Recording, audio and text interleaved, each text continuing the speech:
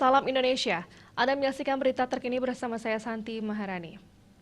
Pemirsa, Satgas Penanganan COVID-19 Kelungkung mulai membatasi aktivitas kremasi yang dilakukan di beberapa krematorium. Hal ini untuk mengantisipasi kerumunan dan penularan COVID-19. Satgas COVID-19 Kelungkung juga telah menggelar pertemuan dengan para pengelola krematorium yang ada di Kelungkung.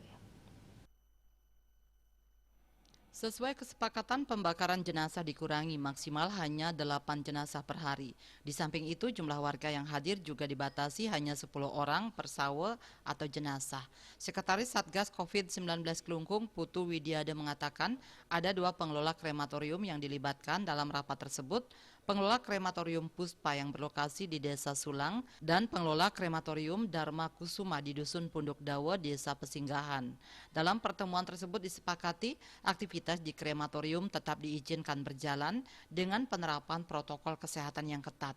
Jumlah warga yang hadir dibatasi hanya 10 orang per sawe. Masing-masing harus dilengkapi dengan name tag. Apabila tidak bisa menunjukkan name tag, warga tersebut dilarang untuk menyaksikan prosesi kremasi dan disarankan untuk tujuannya agar jangan sampai nanti di krematorium prokes tidak berjalan dengan baik.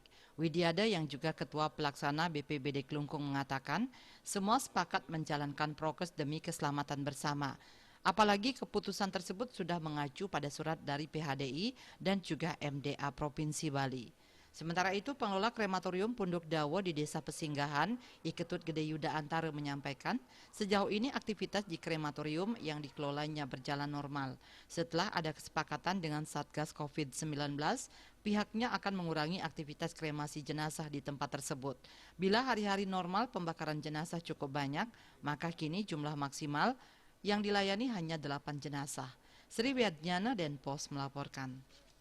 Untuk mencegah penyebaran COVID-19 hingga pesan ibu selalu terapkan 3M, wajib memakai masker, wajib mencuci tangan, dan wajib menjaga jarak serta menghindari kerumunan. Dengan penerapan perilaku 3M, Indonesia segera terbebas virus corona menuju Indonesia maju. Update terus informasi Anda dengan subscribe dan like YouTube channel Bali TV @newsbali TV. Tetaplah bersama Bali TV. Salam Indonesia.